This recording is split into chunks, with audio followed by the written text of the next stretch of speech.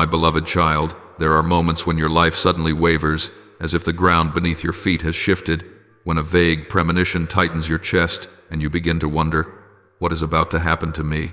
You call it bad luck, a bad omen, an unnamed anxiety, but I call it the first bell of awakening that I ring in your soul. Danger does not always appear with a loud sound.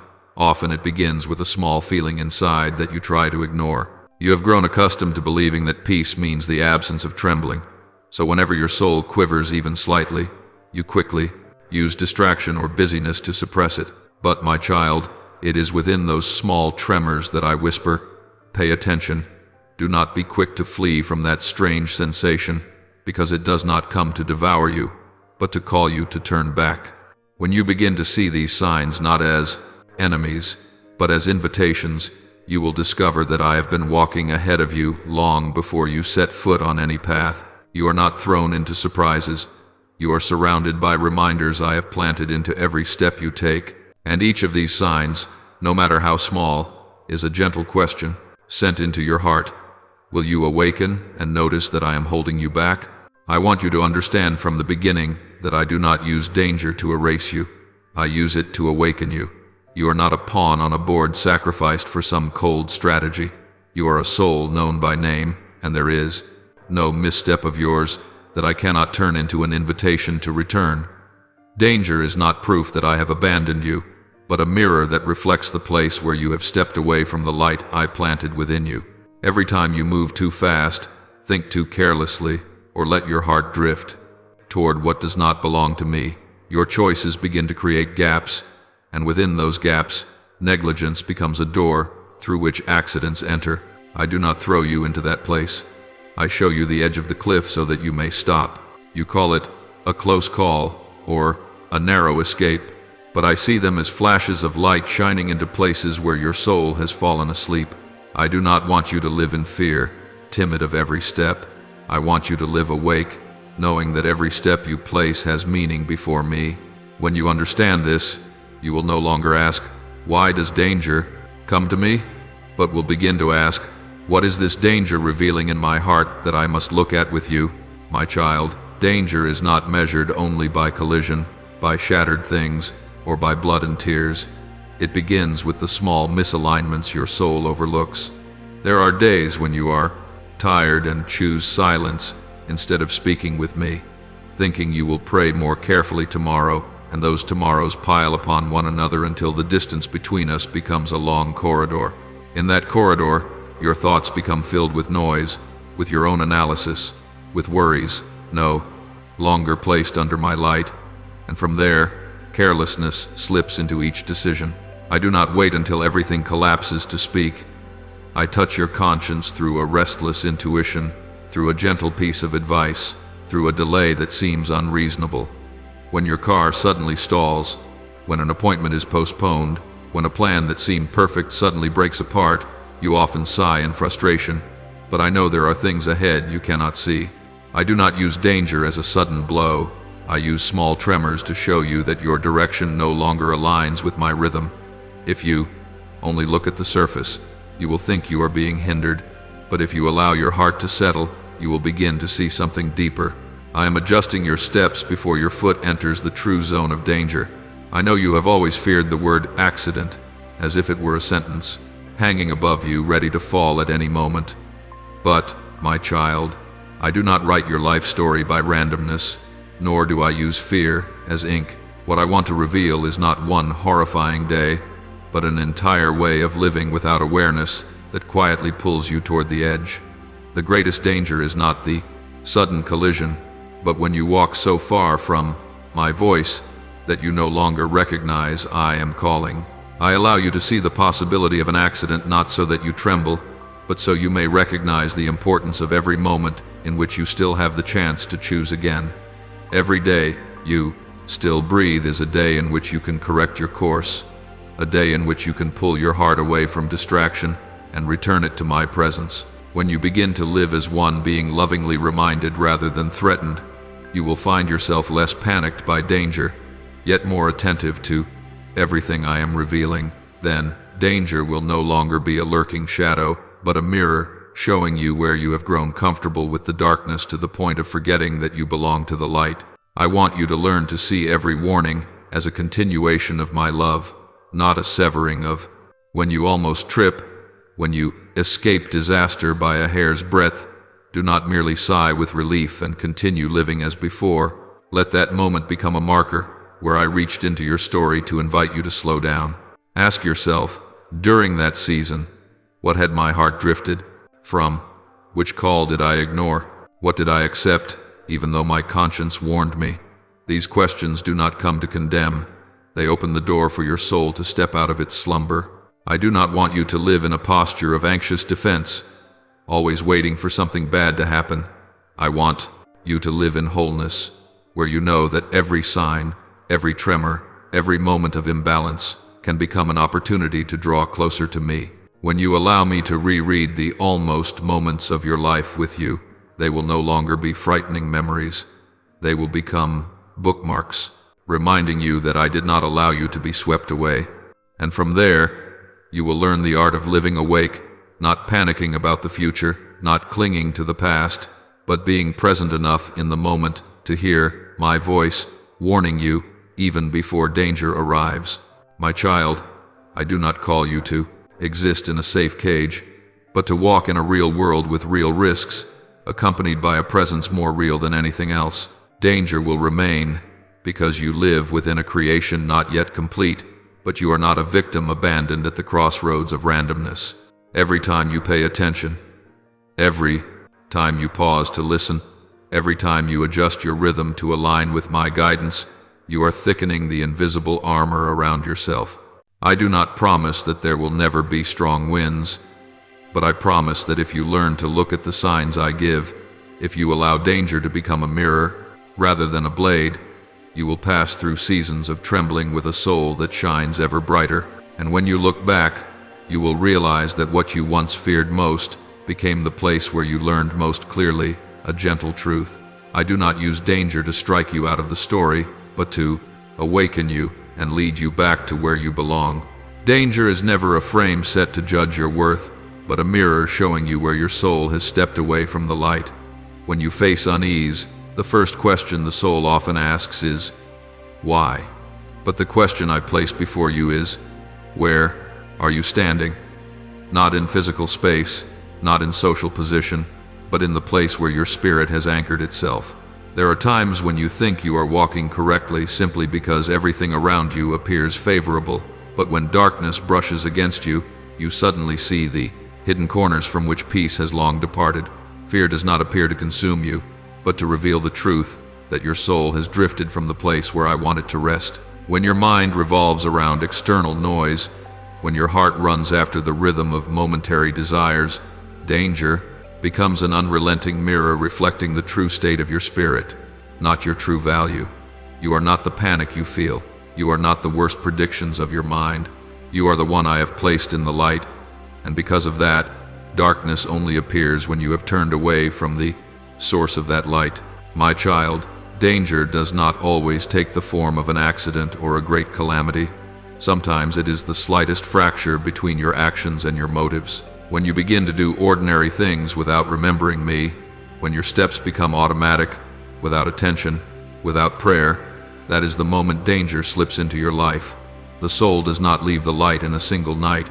It departs little by little through decisions you consider insignificant. Like a traveler who does not realize they have strayed from the path until the trees around them become unfamiliar, you will not realize that you have moved away from my guidance until a crisis comes. But do not panic, my child. When darkness appears, it is not a sign that I have abandoned you, but a reminder that you are in need of returning to the place where you belong. I do not let you face danger to punish you, but to awaken you. Sometimes the deepest stillness is born from moments when you must stop because of something that seems random. If an accident happens, it is only the consequence of steps taken without awareness. But long before it arrives, I have given you countless, gentler signals so that you may return to me before the storm breaks upon you. Understand that danger does not define you. It defines the spiritual environment in which you are standing. When your heart is at peace, when your soul is planted upon solid rock, danger may come close, but it cannot touch you.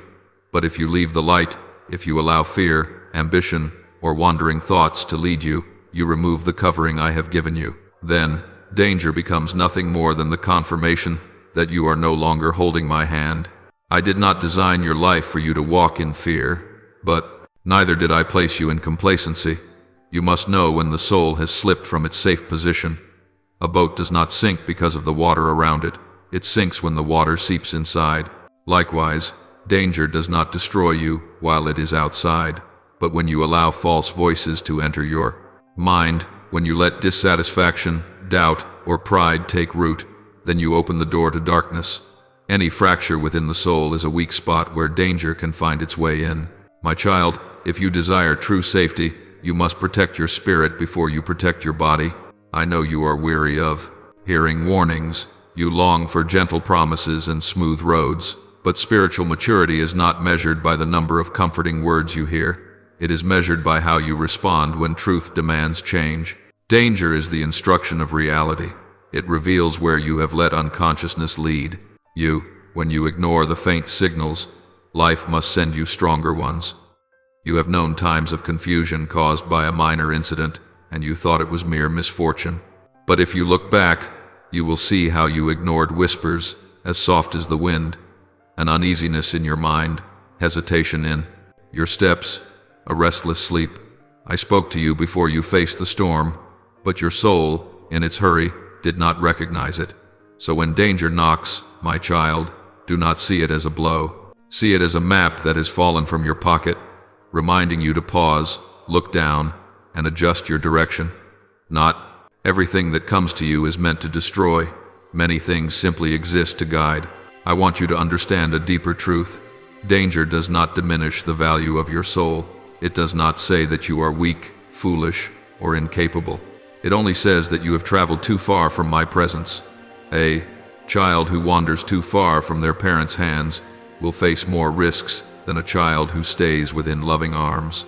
Not because the world hates them, but because the world was not designed to protect them when they step outside of safety. In the same way, when your soul drifts from me, you lose the spiritual armor that is naturally yours. You begin to react by instinct instead of faith, with defense instead of peace. Small things suddenly make you anxious. A single word can wound you. A slight change can throw you into panic. These are not signs of weakness, but signs of distance. When you return, when you set your mind upon my presence, you will find that the same danger which once made you tremble will become a passing breeze that cannot shake the roots of your soul. I do not define you by the things you fear to face. I define you by the light I have placed within you.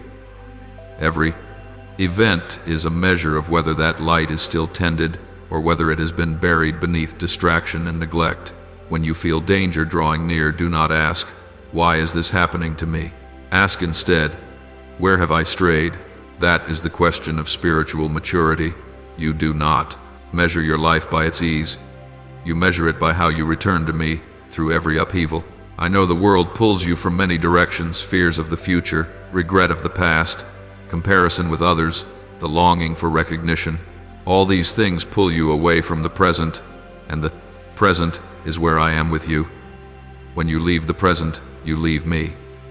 Danger is born not because the world is chaotic, but because your mind has drifted from the axis of peace I have set. When you return, danger is no longer a roar, but only a gentle reminder. There are moments when you see life as a wide open road, and so you walk with the confidence of your own will, believing you are strong enough to choose every direction.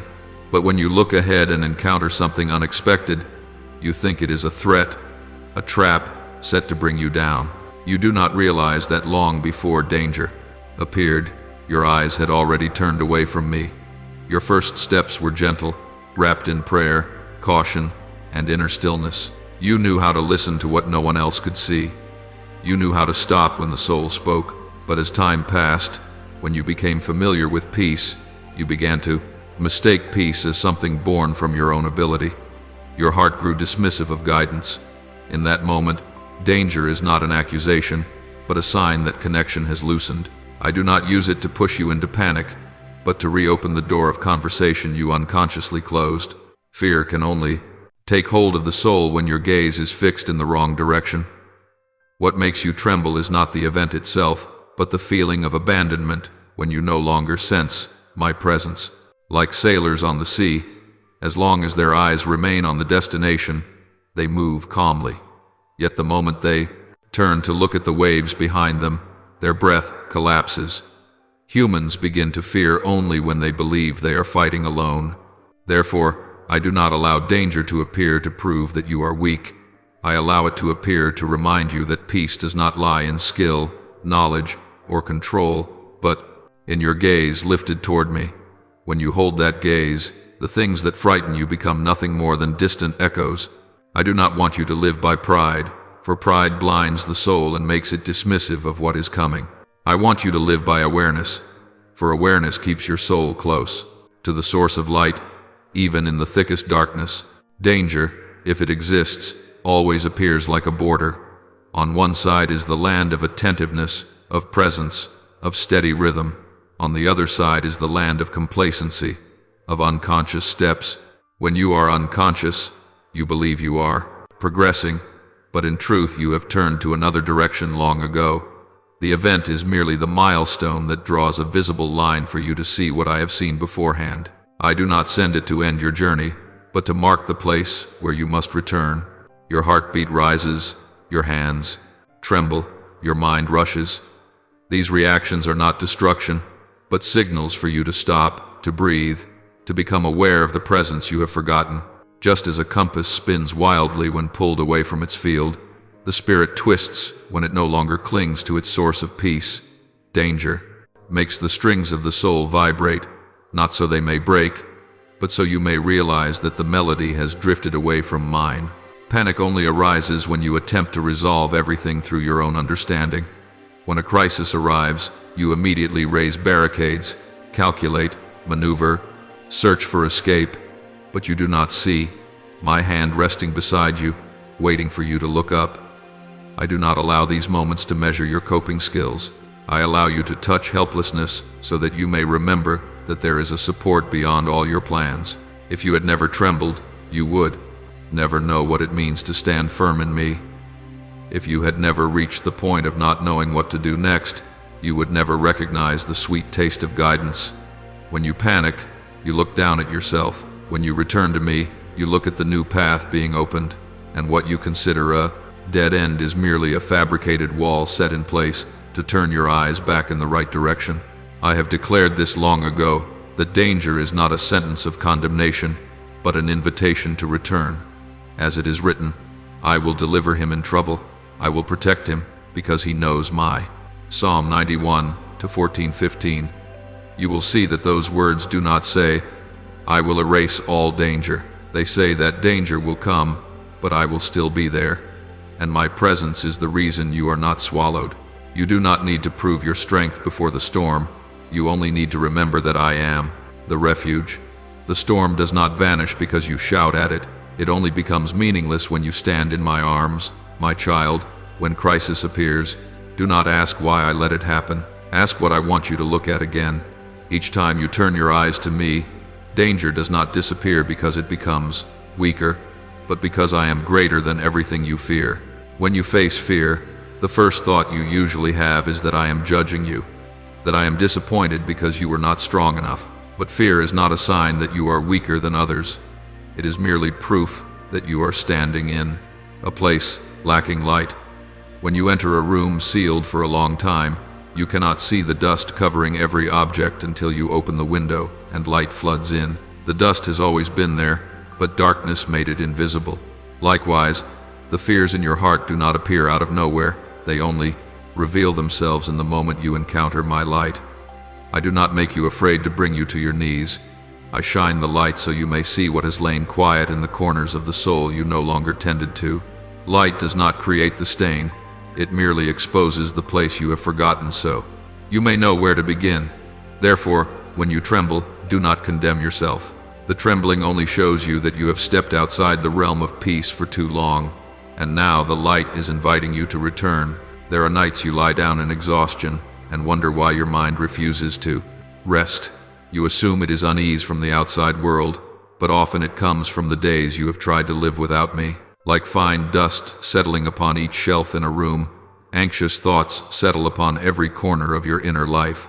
You do not see them when you hurry, when you chase after the rhythm of life, when you treat busyness as the mark of achievement. Only when my light shines in do you see how those layers of dust weigh down the soul. And I do not bring that light to mock you, nor to force you into shame. I bring the light so you may recognize what needs to be cleaned, because you can only tidy what you can see. No one rebukes a room for collecting dust, they simply start cleaning it. Likewise, I do not rebuke your soul for fear. I merely invite you to return, to sit down, and begin clearing what you have allowed to accumulate through the years. Fear appears when peace is replaced by unconscious self-reliance. Peace is not a wall that blocks every risk, but the state of a soul that knows it is not alone. When you lean on your own strength, every minor disturbance becomes a tempest because you believe you must withstand it. But when you walk with me, what you perceive as danger becomes only the sound of wind brushing against the door. Light does not blame the room for allowing dust to exist. Light only says, "Look here." You do not need to fear when you discover what has been hidden inside. Fear is merely the mirror that shows where you have placed your hope. If you place your hope in control, your heart will tremble the moment control slips away. If you place your hope in me, you will remain in peace, even as you step upon the sea. I do not scold you for trembling. I help you see where the trembling lies, so you know where to place your hand. When you pray, so you know how to return to the anchor that once held your soul steady. There are moments when you ask, "Why must I see the fear? Why do you not erase it?" But if I erased fear without touching its root, you would continue wandering in the dark and accumulating more dust. I do not remove the emotions that trouble you merely so you may feel calm for a moment. I use those very emotions as the red thread that leads you back to your source of peace. Light does not fight with dust. It simply says, "The dust is here." And when you see it, you have the opportunity to clean, to heal, to reorder the inner world. I do not forbid you from experiencing fear. I refuse to let you be trapped in it. When you feel afraid, that is the sign that you must turn your eyes toward me, not back toward the darkness. For in me, fear is no longer a burden, but a subtle indicator of the spiritual regions that need care. Fear is not the roar of darkness, but the whisper of the soul when it remembers how far it has drifted from the source of light. Look at the promise I once declared. The Lord Himself goes before you and will be with you. He will never leave you nor forsake you. Do not be afraid, and do not be discouraged. Deuteronomy 31:8. These words do not say that there will be no moments that make you tremble. They say that when you tremble, I am still there. If I am with you, then light is always available to shine. You need only open the door of your heart to let 2:5 it enter. And just as dust rises when light touches it, fears will appear not to destroy you, but so you may see where your soul needs cleansing, where prayer must be rekindled, where peace has closed its eyelids, waiting for you to awaken it. Do not resent the light when it makes you see fear. Thank it for not letting you wander in darkness for another day. There are people who believe that light appears only as a storm erupting violently, sweeping away all darkness in an instant, forcing the soul to change. But my light does not operate in such an imposing manner. My light does not push you, does not force your eyes open when you are still in pain, does not scorch your eyelids when you are not yet ready to look straight ahead. I lead you out of darkness through the rhythm of healing. Little by little, breath by breath, through small steps you can endure. It is not because I lack power, but because I understand that your soul must learn how to see clearly, not merely be exposed to the truth. Light that is too strong, when it falls upon eyes that have not yet adapted, is no longer light, it becomes fire. I do not wish to burn you. I wish to teach you how to see. That is why light comes to you like dawn, not loud, not hostile, but as a warm outline upon the horizon, silently pushing back the long night without terrifying you. You have had moments when you looked at life through a blur, believing that the things you pursued were right, that the people you trusted were safe, that the goals you longed for were what I desired, yet you could not see the thin layers of mist covering your vision, because your soul had grown accustomed to darkness. Darkness is not always cruel. Sometimes it appears comforting, like a soft blanket laid over you when you are weary. It does not hurt you, but it hides the cracks on the floor, hides the small shards of glass you might step on. When my light shines upon you, you are not awakened by thunder, but by warmth that makes you want to open your eyes slowly. I do not say, look at everything right now. I say, look at each part, each region, each forgotten corner. That is why you first begin to notice the smallest things, a crooked thought, a worn-out relationship, a motivation that has lost its purity. My light starts there, not to shame you, but to show you that there is a better path than the one on which you are standing. Just as an eye healer would never shine a lamp straight into a child's cornea, I never thrust my light upon you like a flood. I place the light in the corner of the room, so you may become familiar with the new tone of the space.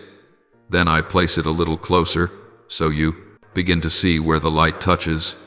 Then I bring you to the window, where the light can envelop you without hurting you. Healing is never a shock, it is a journey. The soul does not learn to see by being thrown into the sun. It learns by moving from darkness to twilight, and then to dawn. In that process, you realize that sight was never stolen, only asleep. Like eyes that shrink after living too long in an enclosed room and tremble before the sun, a soul that has lived too long in fear or in control will quiver when my light touches it. I do not rebuke that trembling. I simply extend my hand as an invitation, so that you do not close your eyes and run, but may open them gradually in safety. There are things you once believed you understood, until I showed you a different angle and you realized you had only seen a very narrow portion of the truth. My light does not argue with your old vision. It only widens the borders so you may see more. Darkness teaches you to live by sensation, by instinct. Light teaches you to live by awareness. And awareness is something you must learn day by day. What I lead you toward is not flawless eyesight, but the willingness to see, even when your vision is blurry, dazzling, or uncomfortable. You are still moving toward light. I do not ask you to see far, I only ask you to see in the right direction. When you turn your gaze to me, light ceases to be a power that overwhelms and becomes a gentle heartbeat, guiding you from the place of confusion back to where you belong. And in that journey, you understand that what you call blindness is not the absence of light, but the forgetting that light has always been waiting for you.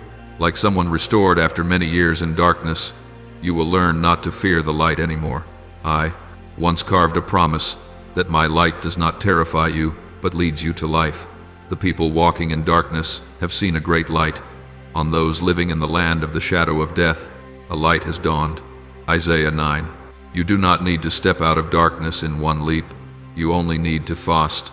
Step enough to see that I am not standing at the end of the road, waiting for you to reach some standard. I am right beside you, placing the light where you can bear it.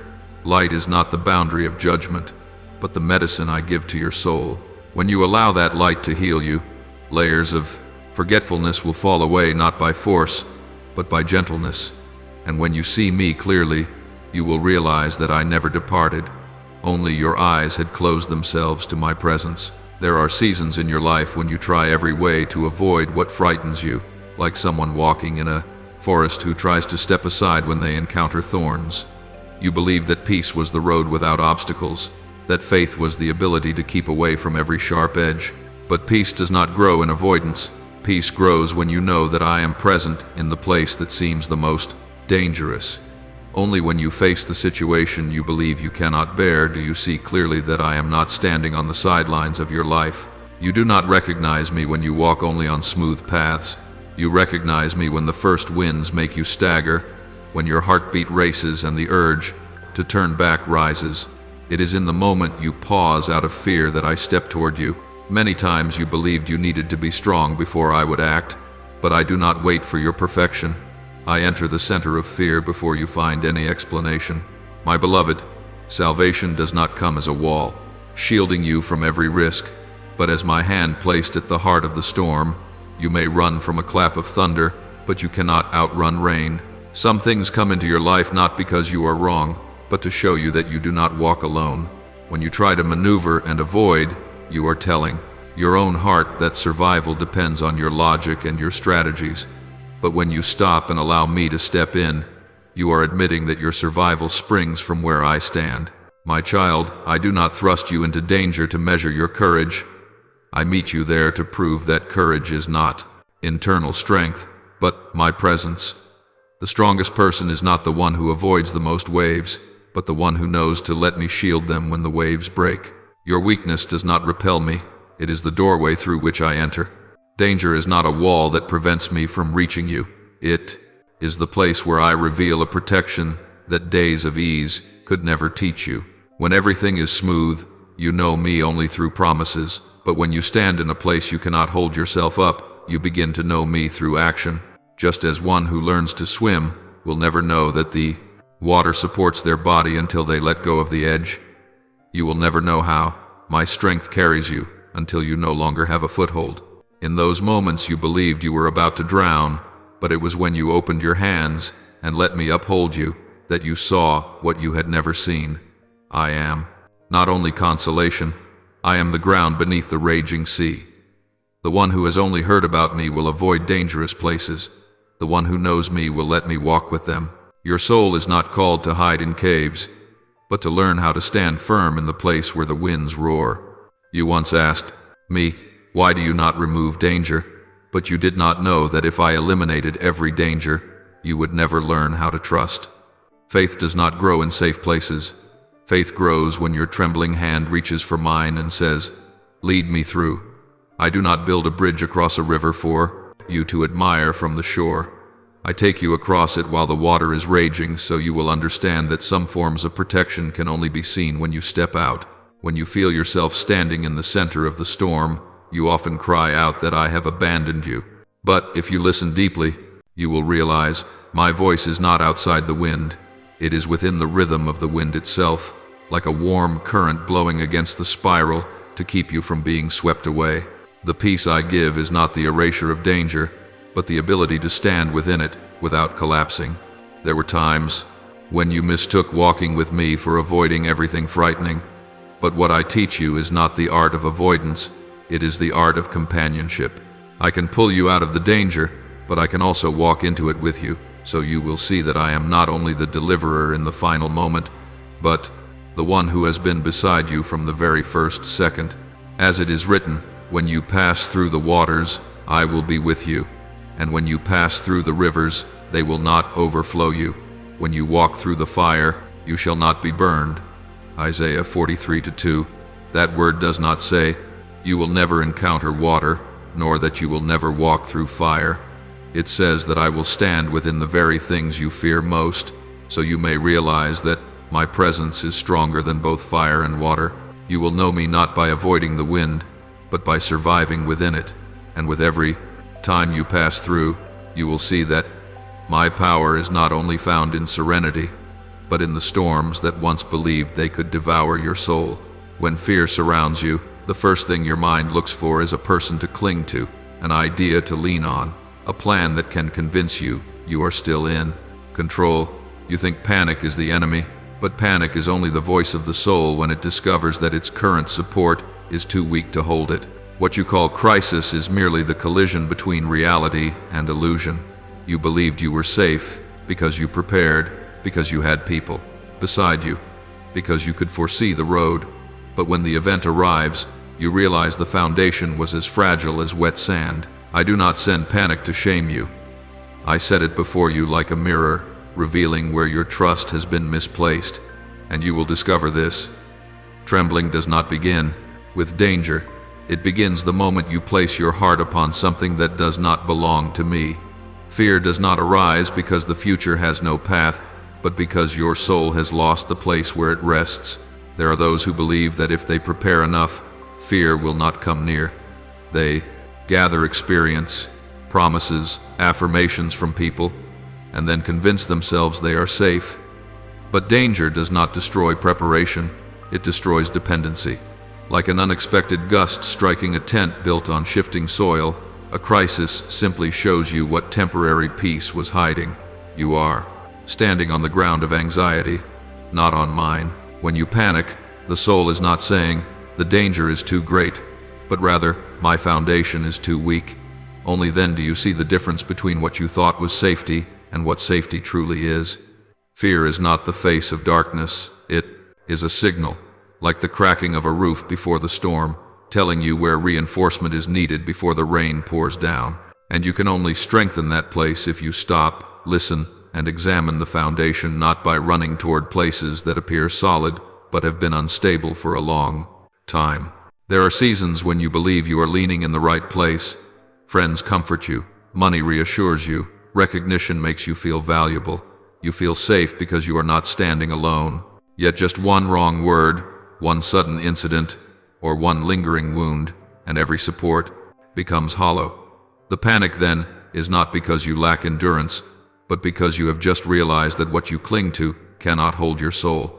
What you call relying on is in truth merely grasping, and grasping is never stable.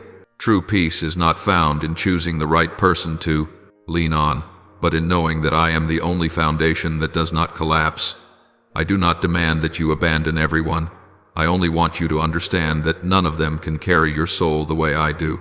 When you place too much weight on a shoulder that was never created to bear it, that burden will fall and drag you down with it. Danger is not a verdict of weakness, but a warning that the foundation is tilted. You do not panic because you lack somewhere to hold on to, but because you have held on to something that can leave. You tremble before change, not because change is cruel, but because you forced yourself to believe that life is only good when everything is under your control. But life does not operate according to human will. It moves by the rhythm I set.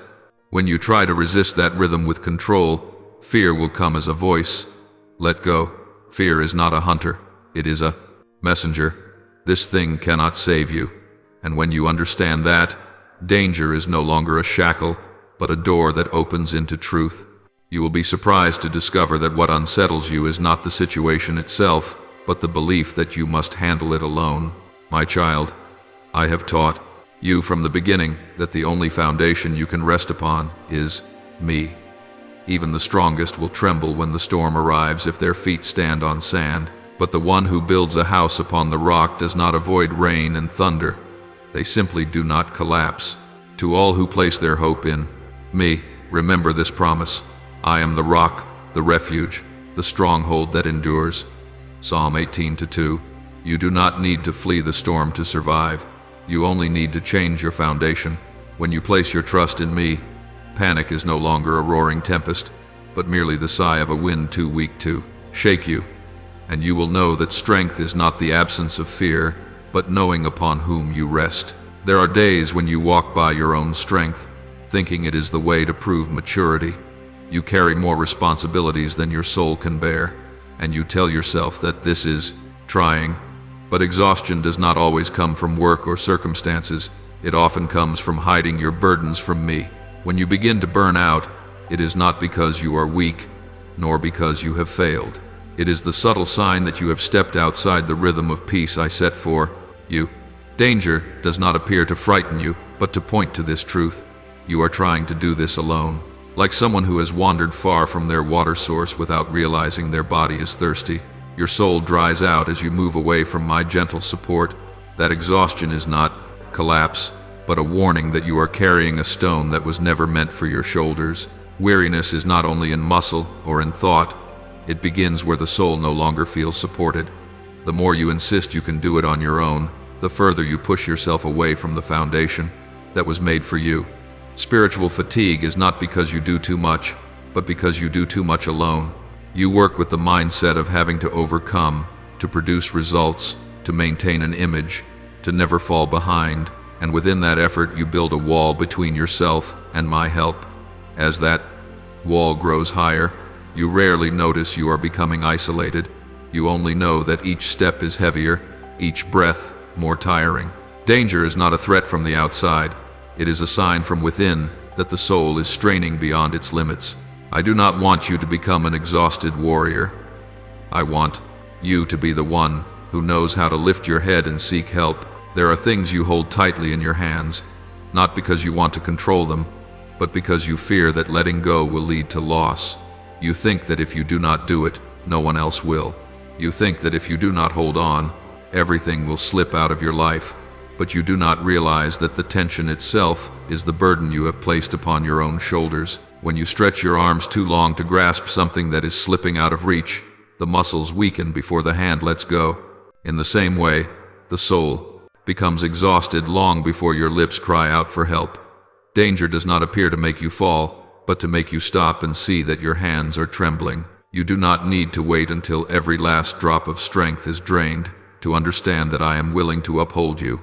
I do not wait for you to collapse before I appear. I am there from the beginning, simply waiting for you to admit that you were not created to carry everything on your own.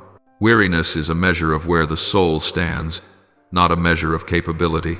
Those who believe they must endure on their own to be accepted will always walk to the edge of their limit. Those who know that I walk with them will learn to stop before night becomes too long. My child, I did not call you to be one who shoulders every worry. I called you to become one who knows how to lay burdens down.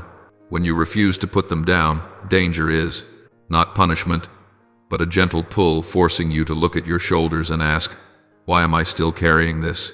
Wisdom does not come from the strength to endure, but from the courage to release. When you cling to what lies beyond your capacity, you lead yourself into a blind zone of exhaustion where even the smallest things turn into threats. I have said, come to me, all you who are weary and burdened, and I will give you rest. Matthew 11:28. These words do not invite you to let me watch you from afar. They invite you to place your burdens upon my shoulders. Danger does not arise to make you stumble, but to remind you that you have walked too far from that invitation. There is no burden in your life that I lack the strength to carry. There is no worry I do not understand, but I cannot lift what you insist on holding. When you grow tired, do not think it is the end of your strength. See it as a whisper. You were not meant to be the shoulder you lean on. When you respond to that whisper, safety does not arrive because everything becomes lighter, but because I step into the role you have been trying to fulfill in my place for so long. Confusion does not begin when circumstances arise, but when your heart opens itself to a voice that does not belong to me. You think that chaos comes from situations, from the way people treat you, from unexpected events that shake you. But true chaos always begins at the moment you can no longer hear my voice clearly. When you walk according to worry, according to the counsel of fear, according to the expectations of others, the soul loses its original rhythm. Like a compass corrupted by magnetism, you keep moving, keep trying, keep believing you are heading forward, but your direction has been skewed long before. Confusion does not appear to destroy you, but to show you that you are listening to a sound that does not lead to peace. Danger simply becomes the marker where these noises reveal their damage. You stand between two paths, not knowing whether to turn left or right, because clarity has been blurred by foreign echoes. There are voices that do not arrive with threats, but with promises. They give you an immediate sense of comfort, recognition, and care. They tell you, follow me, I understand you, I will give you what you want. But these voices never lead you to stability. They lead you into the land of instant gratification and leave you there in the wilderness. Then you ask why everything has become heavy, why decisions that seemed wise turned into abysses. It is in those moments that danger appears as a mirror, not to condemn, but to expose the voice you trusted.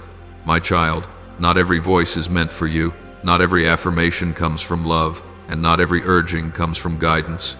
You accept these voices when your heart thirsts for a quick exit, and when you hand them the right to lead you, confusion becomes the inescapable outcome. When confusion covers your heart, you often think you lack knowledge, experience, or ability, but I tell you this: knowledge does not save the one who listens to the wrong voice, and experience cannot help the one who places trust in what is not true. You do not need more advice, you need discernment. Discernment does not come from analysis, but from returning to my voice. My voice does not rush, does not pressure, does not demand haste. It does not push you into decisions just to make you feel comfortable for a moment.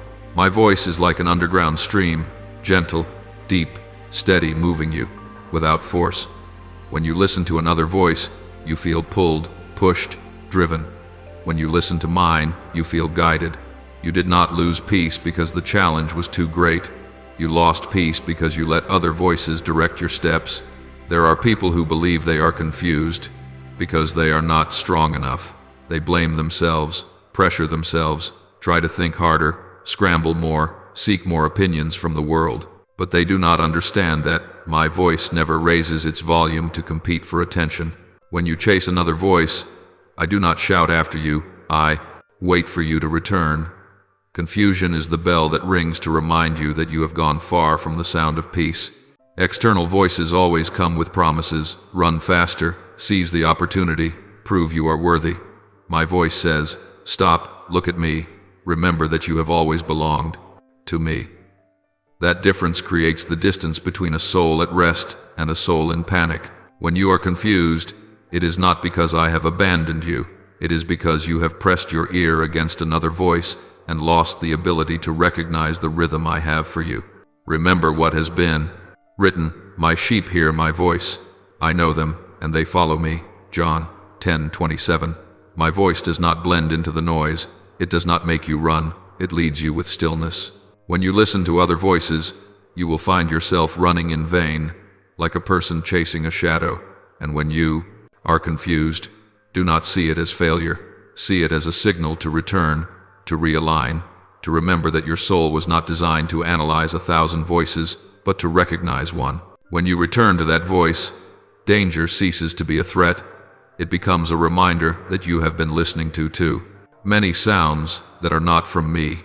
In the quiet, you will realize that my voice has never fallen silent. It only waited for you to stop running toward what scatters your soul. There are landscapes that appear to be nothing but stones, dryness, and cracks, like the seasons of your life filled with turmoil, heaviness, and pain. You look at them with fear, thinking such places are only destruction, that nothing good can grow there. But fertile soil is not always formed by gentle rain. Many times it is shaped by storms, by crushing, by overturned layers.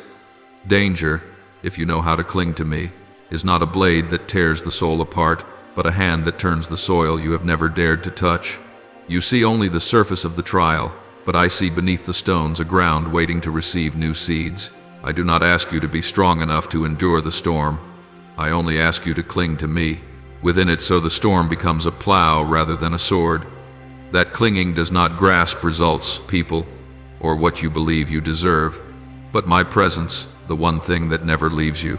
A seed lying on dry soil will forever be useless. Only when it is buried in darkness, in pressure and dampness, can it sprout. You are the same. Seasons of danger are not a denial of your worth, but an invitation to enter the deeper layers of the soul that easy peace could never unlock. When you cling to me, fear is no longer a chain. It becomes fertile ground where the roots of faith grow strong. You will come to understand that storms do not kill a tree. Storms drive its roots deeper. Tears do not weaken the soul. They water the barren places you thought had died. I do not want you to hide from pressure as though you must prove your strength, but to understand that strength does not come from standing tall, but from knowing how to dig your roots into the source I have placed within you. Danger without me is a desert, but when you cling to me, it becomes a field. Those who look only at the wind see catastrophe. Those who look at me see a chance to plant. When you lean on your own wisdom, every bend in the road becomes frightening, because you believe that a single misstep will make you fall apart. But when you cling to me, you are no longer walking alone. You walk under the protection already established. Then danger loses the right to define you. It is no longer a verdict, but an environment where life grows. You do not need to understand everything in order to cling to me. You only need to recognize that the act of clinging itself is the expression of faith. Faith is not walking in clear light, but rooting yourself in me when everything around you is trembling. There are seasons in which you think you are being crushed, but in truth, I am loosening the soil around you. I do not want you to live like a thin leaf, carried away by every gust of wind. I want you to be like an ancient tree whose roots reach the underground waters, even when the surface cracks. From drought, when danger comes, do not ask, "Why is this happening to me?" Ask instead, "What am I holding on to?" If you cling to your own strength, you will feel drained. If you cling to people, you will feel disappointed. But if you cling to me, you will see that what appears to be collapse becomes the foundation of your future. Not because danger disappears, but because it loses its power when you anchor yourself to a strength that does not change. There are things you can only know of me while standing in safety. I am peace, a gentle breath, a soft hand resting on your shoulder. But there are deeper layers of me that only reveal themselves when danger enters your life, not because I change, but because your awareness opens. When everything moves according to your plans, you see me as the one who blesses. But when you step into a situation that seems uncontrollable, you begin to see me as the one who guides, the one who sustains, the one who intervenes. Danger does not make me stronger. It only makes you see the parts of me you once overlooked. You do not discover me through concepts, but through the reality of the soul, through the way I step into what you cannot explain. In those moments you begin to understand that I am not only a refuge to visit when life is calm, but the source that keeps you standing when storms surround you. There are days when you think I am present only when you cry out, that I appear only when you are weak and kneel before me. But danger shows you that I was there long before, waiting for you to open your heart to awareness. You do not learn to trust me by reading about me, but by seeing me step into the places where you expected only ruin. When an impossible situation suddenly softens, when a closed door opens just when your strength is gone, when a tense conversation dissolves into inexplicable peace, that is the moment your soul begins to understand me on a deeper level. You do not see me with eyes chasing the future or stuck in the past. You see me in the present moment, when reality no longer depends on your ability, but on the presence you cannot see with physical sight. Danger is not the exposure of your helplessness. It is the doorway revealing my character that ordinary days cannot unveil. When you are pushed to your limits, you see me standing where every other support has vanished. The one who holds you is not the one you expected to protect you. The force that sustains you does not come from the plans you prepared. Peace does not come from everything returning to place, but from realizing that I never left you. That understanding does not arrive in the moment of victory, but in the moment you thought you had already lost. Just as the sprout only sees the sky after the soil above it has been broken, your soul only sees the depth of me when the layers you once relied upon are peeled away. There are understandings that cannot be taught through words, they must be carved through experience. You once heard others say, I keep you, I protect you, I lead you through the abyss. But you only understand those words when your soul stands at the brink. Danger is not a test to see whether you have enough faith. It is the path by which you see that your faith does not rest in achievement, but in presence. You may walk through an entire season with preparation, calculation, and control, but it takes only one moment beyond your ability for you to realize that I is not a concept, I am a living reality. And when that truth is etched into your heart, no danger can make you collapse simply because it arrives unexpectedly. For now you do not look for me outside the storm, you see me within the wind itself. Understanding me is not the expansion of knowledge, but the enlargement of the heart. When you face danger in my presence, a new realm opens, not concerning the nature of life, but the nature of my love for you. You realize that I never place you in threatening places to test whether you are strong enough. I step into those places so that you may know your strength was never meant to stand alone. You begin to understand that I am not merely the destination you reach after surviving. I am the space you stand in throughout the entire journey. And when you understand this, danger loses the power to keep you in fear. It becomes only the stairway that leads you into a new awareness. I am not the one you run to when everything has settled. I am the one you walk with in every trembling step. There are days when you walk with the confidence of someone who thinks they know all things. You trust your own instincts, your experiences, the compliments you once received. You believe your ego is large enough to guide you, sharp enough to anticipate risk, wise enough to choose the path of minimal loss. But the moment danger approaches, every inner voice becomes loud. Reason tries to calculate, emotion seeks shelter, fear demands escape, and pride tells you to prove yourself. In that moment, danger arrives like sudden rain, sweeping away the intricate thoughts you carried.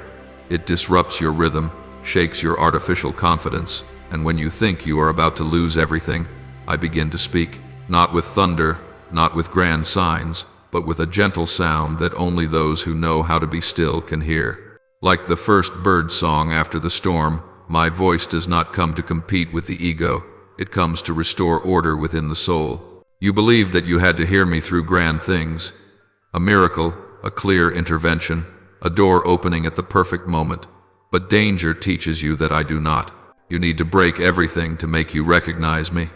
I only need you to grow tired to the point where the ego has no strength left. When your voice weakens, mine begins to become clear. The ego always speaks loudly, always urges, always tries to fortify its defenses. My voice arrives slowly, gently, after everything is settled. Like birds returning when the sky is still heavy with mist, my voice is not loud or disruptive. It is persistent. At first, you hear it as something unfamiliar, small, fragile. But when you stop, when the rain no longer drives you to run, each note becomes clear, coherent, and you realize that guidance does not come from urgency, but from peace. Danger does not create my voice. It only silences the voice of the ego.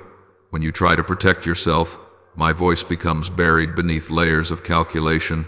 When you strive to be right, to win, to avoid being misunderstood, my voice fades into the background of your mind. But when you no longer know how to save yourself, when every strategy falls apart like rain spilling over leaves, you begin to long for a sound not meant to control the situation, but to keep your heart from breaking. It is in that moment that I enter. I do not tell you what to do to prove your worth. I do not urge you to run, so you will not be left behind. I simply say to you, stay, be still. I am still here. You do not recognize me through intellect, but through the stillness of the soul. There are those who have never heard my voice, because they have never allowed life to become quiet. They rush from one choice to another, from one conversation to another argument, from one distraction to the next, like a forest overwhelmed by frantic birds, not because they sing, but because they fear. Yet only after the rain, when moisture still clings to the leaves, the birds sing not to compete, but to affirm that the world still lives. So too is my voice. It does not arrive to wrestle for attention with the ego. It arrives to remind you that life does not depend on the fear you cling to, but on the rhythm I placed within you from the beginning. If you try to hear me while the ego is still screaming, you will hear only the wind. But when you allow the rain to wash away impulsiveness, my voice becomes as clear as the first sound of morning. When danger forces you to stop, you think it is failure. But I call it the moment when the soul learns to discern. You begin to understand that not every echo within you is a guiding voice. The ego demands control, demands explanations, demands immediate safety. My voice needs none of those things. My voice needs only a heart willing to listen, not a strong heart, not a fearless heart, only a heart that knows how to pause, how to look up, how to be still enough to hear. And when you learn to hear me in danger, you will no longer need to wait for the rain to recognize the birds. You will hear me even when the sky is clear, even when you walk through peaceful days, because by then you will know that the ego is only noise and I am music. There are seasons of your life when you want me to make every threat disappear. Accidents, crises, misunderstandings, those fragile boundaries where you lose control. You believe that peace is when nothing remains that could shake the soul. But my peace is not the erasure of danger. It is the presence that makes you no longer face danger alone. You have always assumed that I love you only when you are safe, that I protect you by taking you out of every risky place. Yet I never promised that you would not walk through the valley of darkness. I only whispered, I am with you in the shadow of death. Not so you would think darkness disappears, but so you would know that even within that darkness, I walk beside you. You do not need to leave the valley to find peace. You only need to look to your side and know your hand is not empty. My peace is not like the stillness you try to manufacture. You avoid places where you might fail, avoid people who might hurt you, avoid paths without guaranteed outcomes. You seek safety by narrowing your world, binding your soul to familiar patterns so that even if life is small, you will not get lost. But the soul I created does not grow in land without change. It grows through journeys that carry risk. Peace is not found in locking doors, escaping the world, or imprisoning yourself in control. Peace is when you know that even if you walk through what others call the shadow of death, I am not standing on a mountaintop calling you forward. I walk right beside you, step for step. When you are aware that I am there, danger loses its power not because it disappears, but because it can no longer isolate you. You must understand that I do not save you by clearing every challenge from your path. I save you by making the challenge incapable of defeating your soul. If I pulled you out of every dangerous situation, you would learn to trust changing circumstances instead of trusting me. You would believe that peace depends on the environment, not on the one who holds your hand. Therefore, I let you pass through the valley, but I never let you pass through it alone. When you tremble, I do not ask you to be stronger. I simply tighten my grip. When you cannot see the way out, I do not rebuke you for lacking faith. I slow my pace so that your steps do not fall out of rhythm. My peace is not a lesson to memorize in the mind. It is the rhythm of the soul, and that rhythm only echoes when you hear my footsteps beside your own. There are moments when you say, Lord, if you love me, why do you not take me away from this place? But if I removed you from every fear, you would never learn to distinguish between fear and loneliness. Fear is the emotion you feel when you look at danger. Loneliness is the feeling you have when you believe no one can help you. Danger makes you tremble, but loneliness makes you collapse. I do not need to eliminate danger to save you. I only need to shatter loneliness.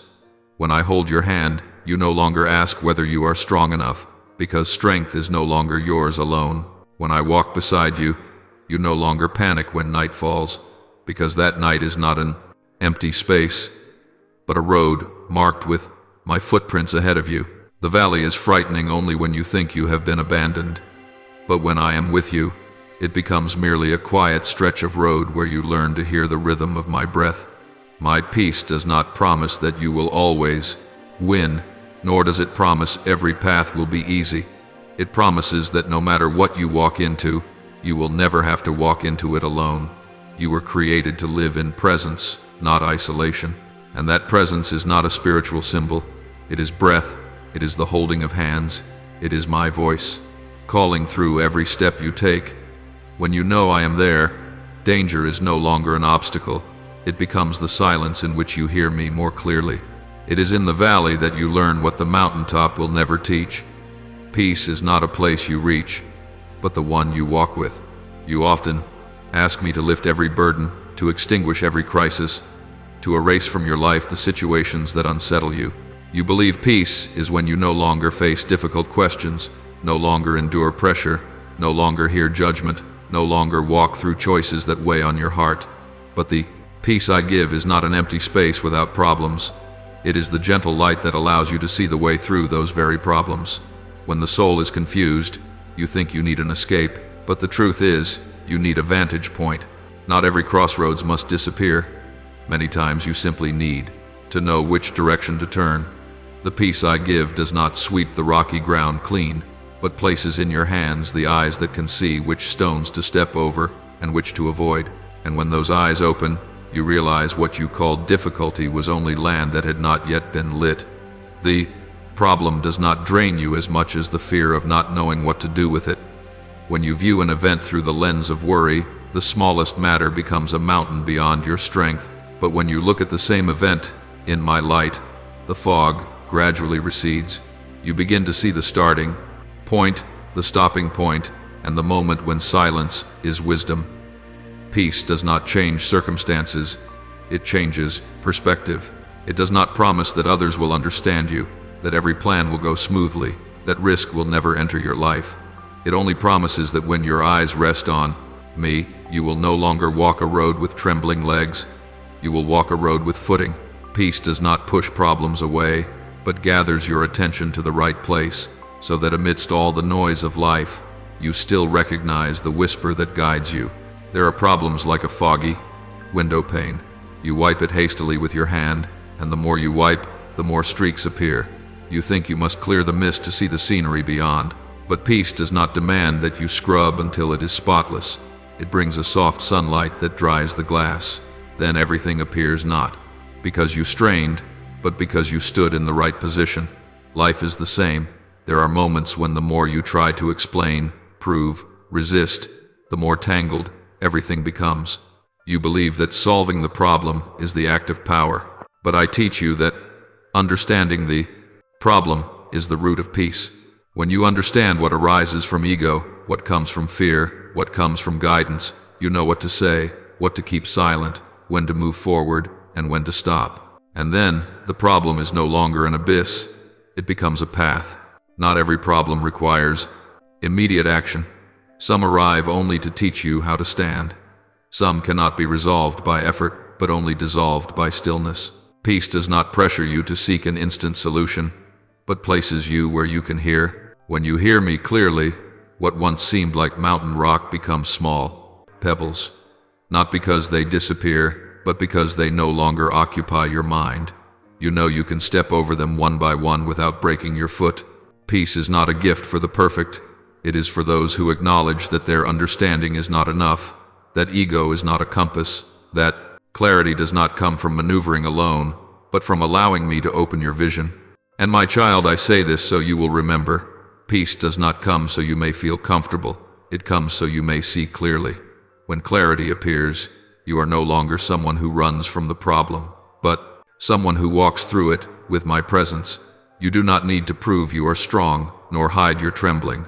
You only need to keep your gaze on me. When that gaze becomes deep enough, what you thought were walls turn into doors. What you thought were chasms turn into flat ground. The problem does not vanish. It becomes the lesson you are ready to walk through. There are those who think peace is like a state of motionlessness, where every thought settles so much that you no longer want to act, like water locked in ice. They call it no worries, but in truth it is only a soul, temporarily silencing itself to avoid facing fear. That is not my peace. The peace I give does not lull you to sleep, does not freeze your emotions, does not strip away the vitality within you. It does not cause you to shrink from life or avoid every challenge just to escape pain. My peace is not a velvet box for you to hide in. It is the breath that helps you step out. It does not require you to sit still and stop. It widens your stride, allowing you to look straight at life without trembling. When true peace arrives, you no longer ask whether you are strong enough. You simply know you no longer walk alone. Paralysis comes from fear. It freezes you in silence, keeps you from choosing, from speaking, from moving. It pushes you into a corner of your mind where you wait for every crisis to pass before daring to live again. But my peace does not wait for the storm to end before it appears. It places its hand on your chest and says, you can move forward now. When you stand in life's gray areas where every decision carries risk, peace does not say, do nothing. It says, step, and I will walk with you. Paralysis makes you look at the past and believe everything that happened will repeat. Peace makes you look at the present and see that I am still here. Paralysis forces you to wait for perfection. Peace frees you even while you are imperfect. And in that motion, you begin to understand that life is not a stage where you perform, but a journey where you walk with me. There are subtle fears, not the fear of failure, but the fear of losing peace. You think that if you begin, anxiety will return. If you commit, you will be hurt. If you trust, you will be betrayed. So you choose to stand still and call it self-protection. But protection built on fear is only another form of a cage. It keeps you from the wind, but it also keeps you from the light. It shields you from wounds, but it also shields you from resurrection. The peace I give does not tell you to avoid the waves. It teaches you how to row. When you cling to me, you no longer seek to eliminate every risk, but learn to pass through them in freedom. That freedom is not a dramatic declaration. It is a steady step without trembling, a gentle word without avoidance, a simple decision without retreat. A paralyzed soul always finds reasons to wait, waiting for a better day, a better person, a better circumstance. It sees hope like a stone resting on a lake, still, beautiful, but never creating ripples. My peace is like a soft breeze across the water. It sends ripples outward, not loud, not violent, but enough to remind you that life is still moving. I do not want you to live as someone trying to extinguish every emotion. I want you to live as one who has learned that emotions no longer govern your steps. When peace is within you, you can weep without collapsing, walk without fear of falling, begin without needing guarantees. You are freed from the pressure to succeed on the first try, from the fear of others' eyes, from the ghosts of old mistakes. Peace does not demand you flee from impact. It makes you steady enough to walk through impact. I do not give peace so you may stop, but so you may continue. I do not make you empty, but fill you with life.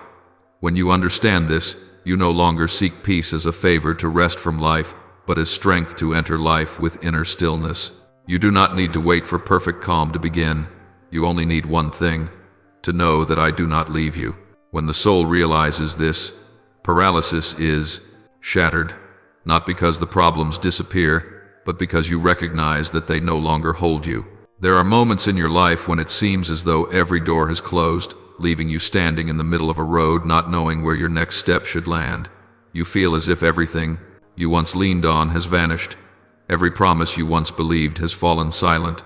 Every person you once expected has turned their face away. Danger, then, is not merely an external incident. It takes the form of a deep question. Am I alone? That question tightens your chest, makes your breath heavy, and forces your mind to see only the worst scenarios. Yet it is precisely in that moment, when you no longer have anything to cling to, that I step into that space, not with noise, but with presence. A presence that lets you know you were never abandoned, only that until then, you were not quiet enough to feel it. Danger does not open so that you will collapse. It opens so you may find the hand that has been holding you long before you realized you needed to be held. In the calm days, you often treat my presence as something obvious. You walk, forgetting to pray. You succeed, forgetting to give thanks. You rejoice, forgetting that there is one who has been sustaining you every second. When you face no trials, you do not see me as a necessity. You only treat me as a spiritual comfort. But danger comes to destroy that illusion. It strips away layers of arrogance, layers of false confidence, layers of "I can do it on my own" that you have spent years defending.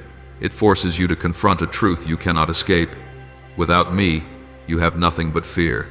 Without me, peace has nowhere to anchor. Without me, every direction is merely a random path through chaos.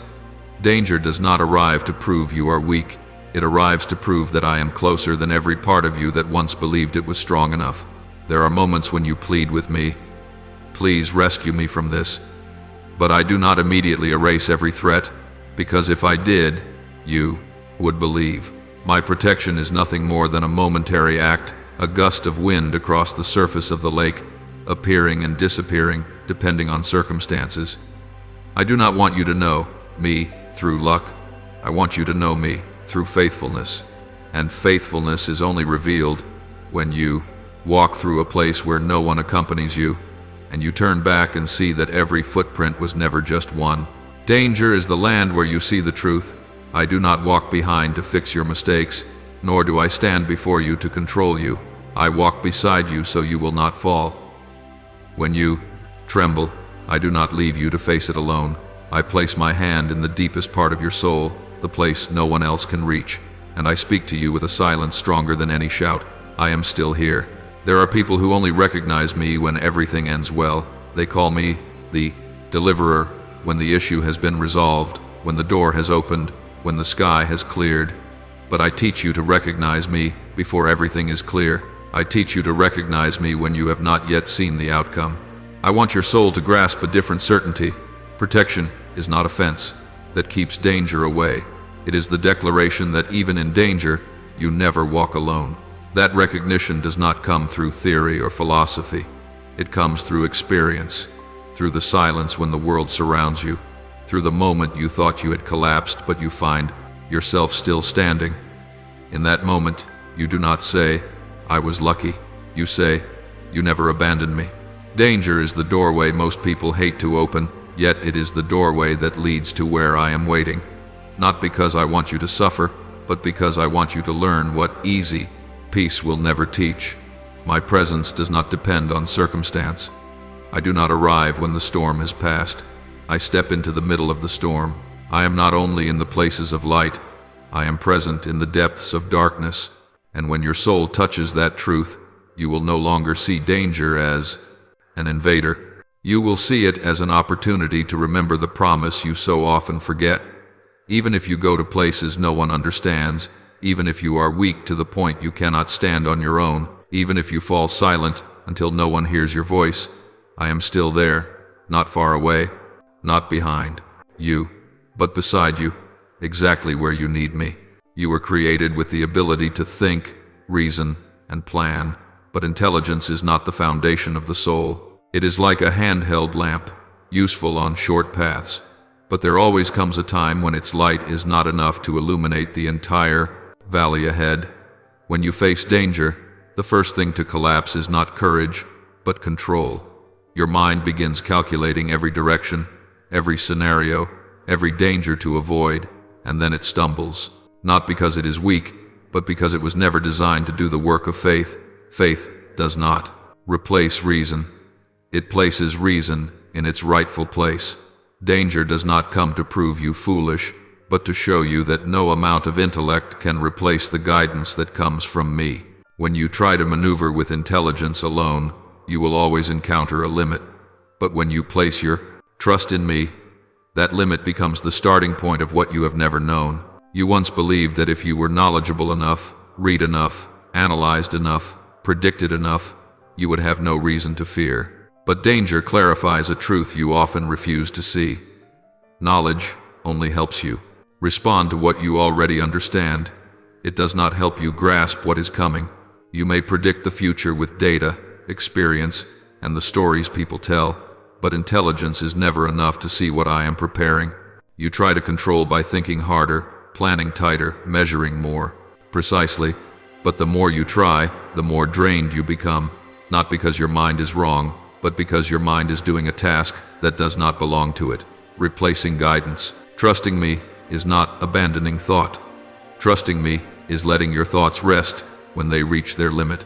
That is not the failure of intellect. It is the maturity of the soul.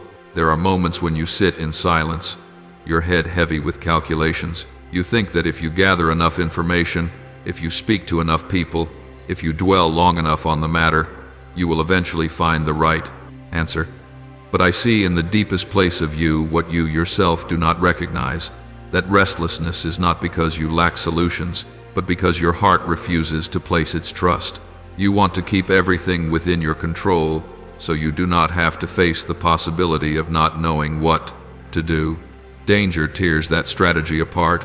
It breaks the confidence of intellect and forces you to confront the real question: whom do you trust? Not what do you know, or how prepared are you? When your answer begins to shift away from numbers, away from analysis, away from assumptions, and toward me, you discover something gentle. You do not need to know everything to keep walking. I do not allow danger to terrify you, but to teach you to lay down the burden of the mind when it has exceeded the capacity of your soul. Intelligence helps you observe, but it cannot preserve peace. It helps you categorize, but it cannot keep you standing. It helps you win in arguments, but it cannot help you conquer fear. Trusting me does not deny intuition, experience, or clarity, but it teaches you to let all of them sit down when I say, do not go the way you think go, with me. When you hear these words, you will find that your steps no longer tremble, not because you have understood everything, but because you no longer need to. I do not lead you by flooding the whole path with light. I lead you with the light beneath your feet each time you take a step. Danger is the moment when the soul learns to shift its foundation, from intellect to trust, from self-striving to the peace that comes from knowing you are being guided. That liberation is not the feeling of giving up. It is like removing a garment that has grown too tight. When you dare to entrust control to me, intelligence is no longer a weapon you use to defend yourself, but a tool you use to collaborate. It serves rather than dominates. It supports rather than burdens. And when the ego stops using intellect to prove, I can save myself, you begin to see clearly a truth that a few ever learn. Trusting me does not make you lesser. It leads you beyond the limits of your own strength.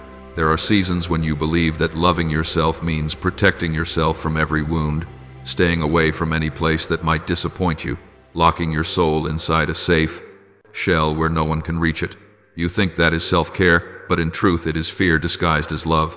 Love rooted in fear will always make you shrink. You whisper to yourself, "Don't do this because it might hurt. Don't open your heart because you might be betrayed. Don't try because you might fail." Those rules sound protective, but they turn you into a prisoner of your own making. And then danger arrives not to push you into an abyss, but to hold a mirror before your face. For how long have you lived in defense rather than reception? When a threat approaches, and the instinct to run ignites, it is precisely then that you can see how you have loved yourself, by the light that draws you toward restoration, or by the fear that pulls you toward hiding. To love yourself through fear makes you live in a world of don'ts. Don't get close. Don't attempt anything new. Don't take risks. Don't trust anyone. It teaches you to live as though life were a minefield, and your only mission is to avoid stepping on the wrong place. Loving yourself through light is different.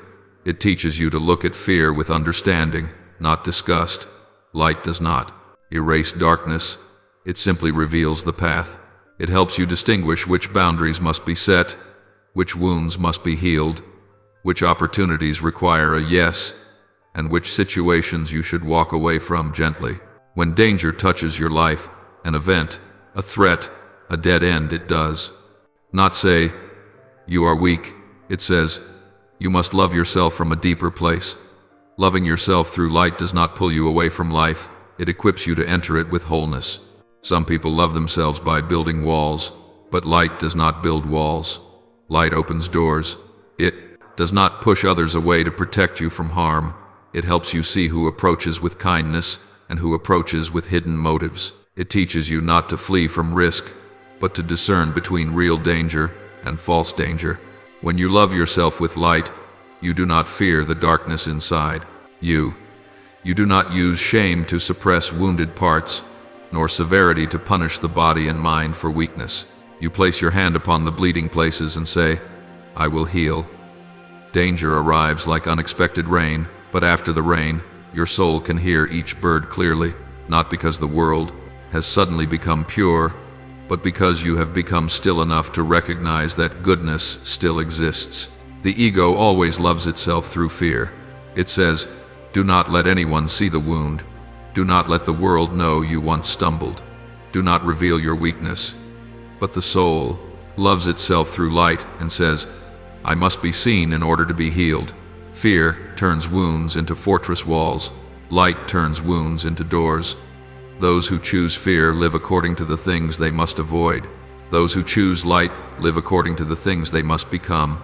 Danger does not teach you to worship your scars, nor does it teach you to deny your history.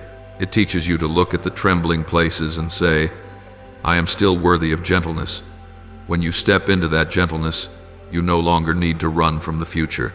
You walk toward it not with recklessness, but with trust. To love yourself through light is not to open the door to fragile self-indulgence, but to return to the truth that your soul was not made to live in fear. Light is not an emotion, it is a direction. It tells you, you have the right to adjust, the right to choose. Again, the right to slow down, the right to open your heart, the right to protect yourself without turning life into a fortress. When you understand this, danger loses the right to threaten your soul. It is no longer a darkness trying to attack. It becomes the backdrop that highlights the gentle voice within you. You deserve to be loved in truth, not in vigilance. And when you love yourself with light, that love does not suffocate the soul, it gives you the space to breathe. There are relationships that appear strong on the surface, built on promises, intimacy, trust, and a sense of safety. You believe you are supported, loved, held, but when danger draws near, the masks fall, and you see the true nature of each bond. Those who hold you through control will try to tighten their grip. They demand that you remain silent, obey, avoid anything that makes them feel insecure. They bind you to their expectations and their fears, and when you fail to move to their rhythm, they leave or turn their back. But those who hold you through love are different. They do not tie your feet, they loosen the lace. They tell you, go, explore, grow. They do not own you, they stand beside you. Danger dissolves the cloud of emotion and reveals the cord of connection. Is it knotted by human hands, or does it rest in my presence? Love built upon people is like a shoelace pulled too tight. You tie it believing your foot won't slip, that you will walk faster and safer. But the tighter it becomes, the less blood flows, the more numb your step, the deeper the pain in the soul. You do not realize that the problem lies in the lace, not the shoe, not the path. You blame yourself for being tired, you blame life for being harsh, but you are simply wearing a lace tied by fear, not by love. Some relationships are exactly like this. At first they feel fine, but the farther you walk, the more they hurt. You close your eyes because you owe them, because you fear losing them, because without them you will be alone. But danger arrives to make you open your eyes. It does not destroy the shoe, it makes you bend down to look at the lace. And in that moment, you understand what I have always wanted you to learn. Love does not tighten, love allows. There are people who keep you close because they are afraid of losing you. They do not love you, they love the safety you provide. When trouble comes, they do not seek to walk with you, they seek to control. They say, "Don't do that, don't go, don't change." But their "don't" is not protection. It is an attempt to trap you within the frame where they feel safe. They do not want your soul to grow, because your growth forces them to face the parts of themselves they do not want to see. Danger arrives like a gentle rain over dry ground. It does not destroy the forest, but it makes the weak roots rise to the surface. Those who cling to you through demands will resist the rain with blame. Those who love you with freedom will stand beside you and say, "If you need me, I am here." But there are people who love you not because they want something from you, but because they recognize me within your soul. They do not love your strength, they love the truth within you. When danger appears, they do not ask what benefit you bring, they ask, "Are you all right?" They do not demand the right answers. They give you space to cry. They do not rush to fix you. They allow you to breathe. Love grounded in me is like a pair of shoes tied just right. It keeps the foot steady, but does not cut off the blood. It allows you to walk far, walk long, and traverse roads they themselves do not yet understand. And when you pause to adjust your laces, they do not push you forward. They stand beside you, silent, waiting until you are ready. Danger does not make such relationships fall away. It reveals them. My child, I do not place you in danger so you may become disappointed in humanity. I allow danger to expose what peace never has the strength to show. There are relationships built on fear and relationships built on light. Do not be afraid when some people step away in your difficult seasons. They are not betraying you. They are simply returning to their rightful place, laces that were never meant to travel long distances. I want you to grasp this so you will not confuse connection with captivity. True love does not tighten its grip. It makes room for your soul to walk rightly. And when you loosen the laces to continue your journey, you will see that those who belong to the light will walk with you, not according to the rhythm of ego, but according to the rhythm I have placed within you. There are seasons when you walk in familiarity, surrounded by familiar faces and relationships you believed were irreplaceable. You thought you had enough shoulders to lean on, enough arms to protect you, enough voices to guide you. But danger does not arrive to isolate you. It arrives to pull you out of harbors that no longer fit the soul. When you are shaken, you expect those who once stood with you to remain close, yet they take a step back. You think it is failure, abandonment, betrayal, but I tell you, they have not left you. They were simply not crafted for that moment. There are people I have placed in your life for long journeys, but there are also people meant only for a stretch of the road. When you step into danger, those who have no roots in the light will fall away like dry leaves, not because they are evil, but because your soul has entered a depth they cannot walk. Danger opens doors peace will never reach. When you are exhausted from carrying yourself, when you find yourself standing in a land no one understands, when you think there is no one left who can walk beside you, I begin to bring forth those who belong to the new journey from directions you never expected. They do not arrive with grand promises or dazzling halos. They come in silence, with eyes that have seen what your soul is going through, and with hands that do not judge. You will know them by the way they do not ask, why, but instead ask, what do you need to keep moving? They do not require you to explain your pain. They accept it as a part of your life. They do not treat your danger as a burden. They see it as the meeting point where I put them and you on the same path. There are people I send into your life not because you are weak, but because I know you have matured. They do not come to carry your burdens for you, but to walk beside you. They do not make decisions in your place when you are afraid. They simply place a gentle gaze of peace over the places where you do not yet have enough faith to look. I do not send them when everything is already fixed.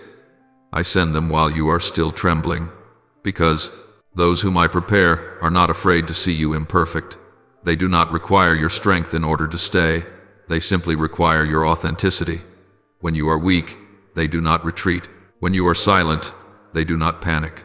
When you are unsure of what to do, they do not pressure you to decide. They understand that growth is not a straight line, and they do not turn your fear into a sentence. My child, danger does not take away precious relationships. It simply returns each one to its rightful place. Those I prepare do not arrive to dominate your life, nor to take my place. They do not show love through possession, but through support. They do not say, "You need me to survive," but "You can stand, and I am here as you walk." Danger reveals that the people who truly belong to you do not come from the choosing of your ego, but from my arrangement. There are people strong in the light, and people who are strong only when everything is easy. There are those who love you when all goes well, but when the winds rise, their souls tremble at the path you are about to take. Those I prepare do not fear that wind, because they do not walk with you by their own strength. They walk with you through the peace I have placed within them. What I want you to understand is this: danger is not merely a measure of faith, but the gateway to true community. Not a community built on emotion, on benefit, or on convenience, but on the resonance of the soul. Those I prepare are not the loud ones. They are the ones who listen, not the ones who promise, the ones who are present, not the ones who applaud when you shine, the ones who place a hand on your shoulder when you do not know the way. And when you recognize them, you will not ask, "Why did I not have them earlier?" You will smile and understand, because only when I grew to the depth of danger could I understand their worth. There are relationships that seem built on affection, on sincere care, on the promise, "I will always be by your side." But when danger touches your life, the truth begins to peel away from the surface of emotion. Some will see you trembling and say, "Return to him, anchor your trust in him, find your spiritual breath again." Those words are not meant to chain you to them. They only point upward, where true peace awaits you. They do not try to be a second savior. They do not fight for my place, and they do not rob your soul of the right to be weak and to heal. They rest their hand on your shoulder to remind you, you do not need to be stronger than the world. Only remember that you are not walking alone, but there are others who, seeing you falter, rush to pull you toward themselves. They treat your fear as an opportunity to possess your soul. They say, "Come back to me, listen to me, rely on me." They do not lead you to me. They want me gone so they can become the only safe center in your life. Danger is the test that the heart cannot hide from. Those who truly love your soul will not need you to look at them to stand firm. They only want you to look toward the light. They will not use your wounds as tools to secure their position in your life. They know there are paths only I can walk with you, and they do not try to force themselves into that place. But the ones who want you to return to them are different. They cannot bear the thought of you finding stability in me instead of them. They mask fear with tenderness and use affection to demand loyalty. They want you to believe that if you listen to me, you are abandoning them. They turn love into a rope. The weaker you are, the more dependent you become. The more dependent you become, the easier you are to keep. Your soul cannot breathe in such a relationship. It only learns to bow its head to avoid blame. There are pieces of advice that sound beautiful and gentle, yet their essence is possession. They are spoken not to open a path for the soul, but to lock the door and turn you inward toward the arms of the speaker. Trust no one but me. Only I understand you. Only I can keep you steady.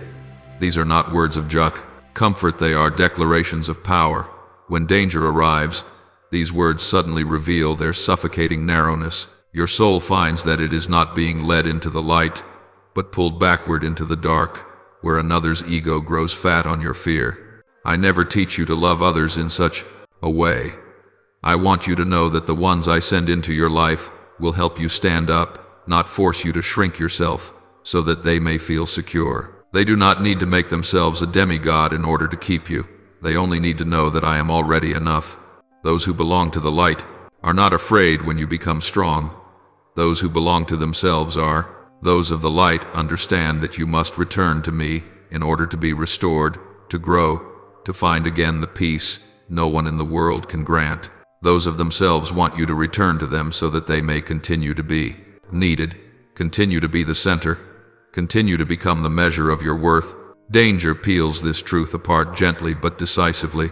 Only those who have placed their soul upon me are humble enough not to cling to you, and only those who place their safety and control need you in their arms, so they do not fall into the crisis of their own making. My child, do not blame yourself when danger reveals the people you once trusted. Do not mistake their departure as spiritual failure. It is merely a sign that you have entered a depth some relationships are no longer able to bear. Danger does not come to leave you stripped. It comes to return to you what is genuine.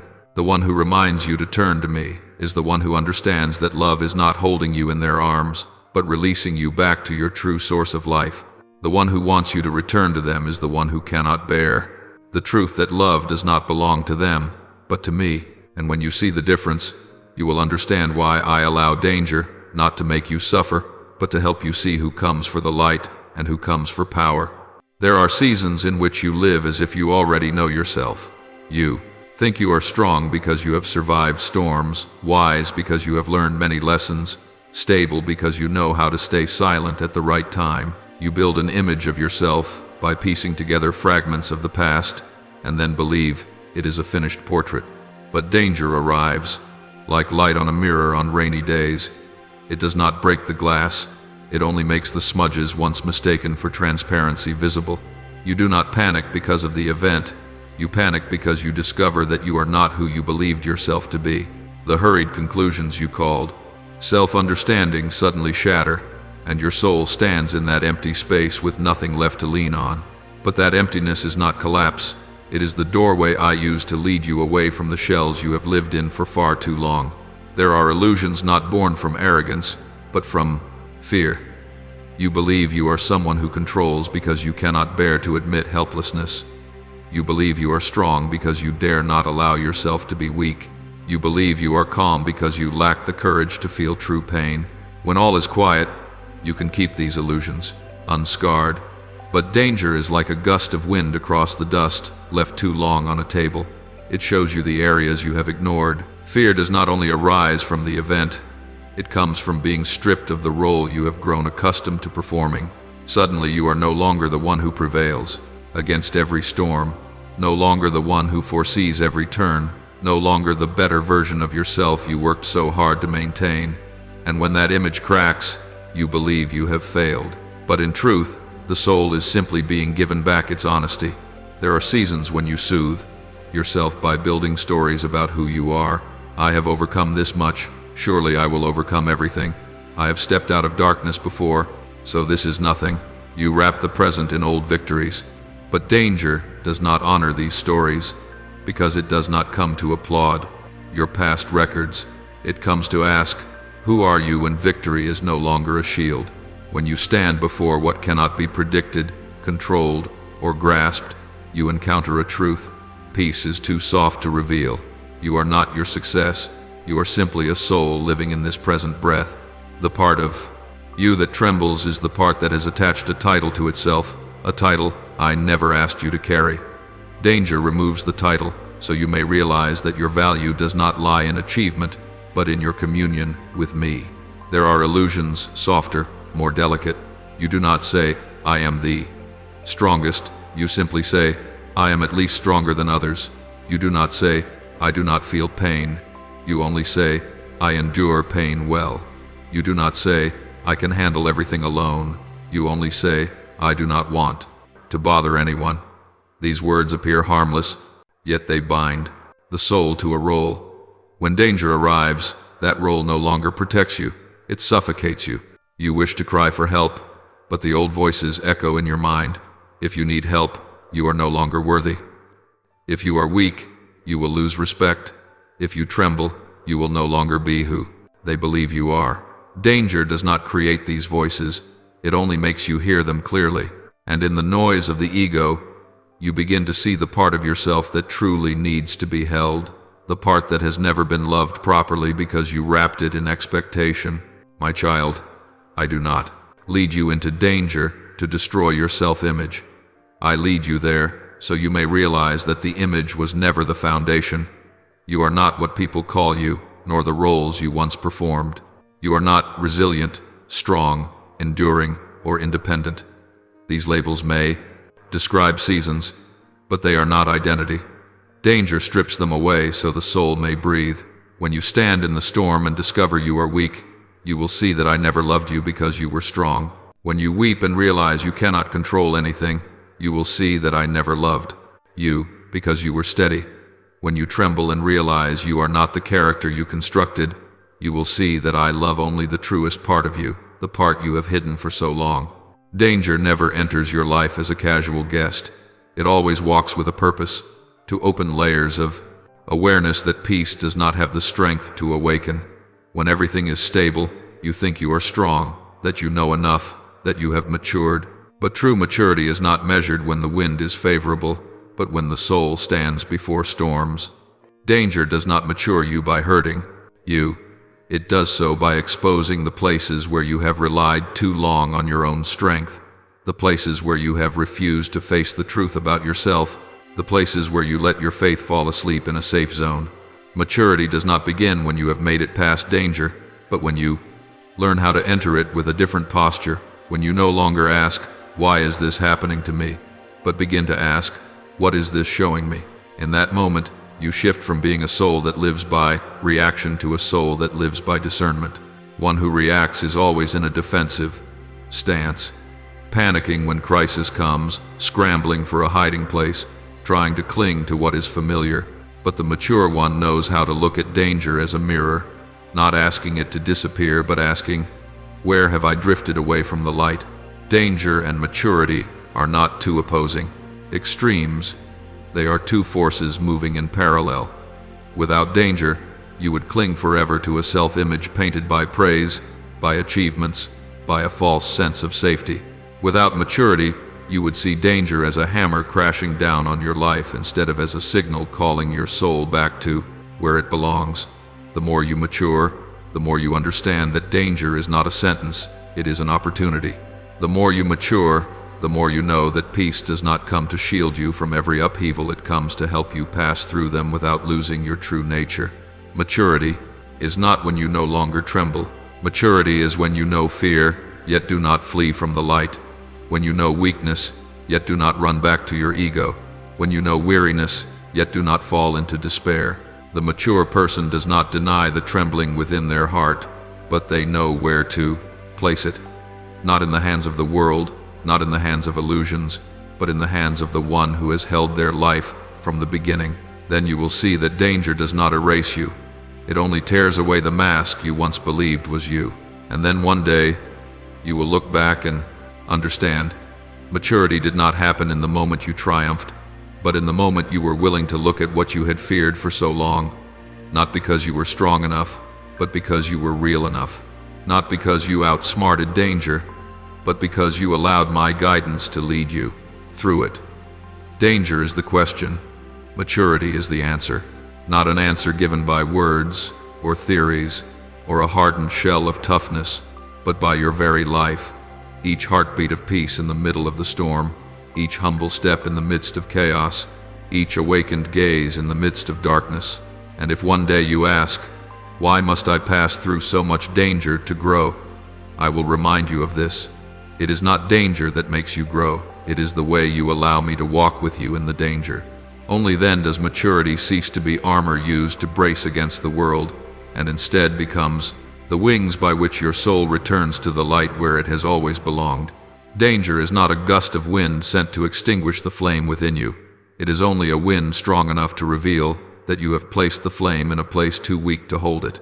There are seasons in your life when you think you are walking firmly, simply because nothing around you has yet demanded that you choose, has not yet tested you to decide based on true light. False peace can exist in darkness, but true maturity cannot. Danger enters as a question you cannot avoid, not "where will I be safe?" but "which light am I following?" In those moments, though your soul trembles, they are the very places where you hear the deepest call within you, the call to leave fragile supports behind and seek the source of light that never goes out. Light does not arrive with thunder, does not use a hammer to smash your mistakes, and does not come to humiliate your weakness. Light comes like dawn, revealing one small corner at a time where darkness has covered, not rushing, not coercing, but gently showing you the places you have grown used to ignoring. Danger is the open door through which that light enters.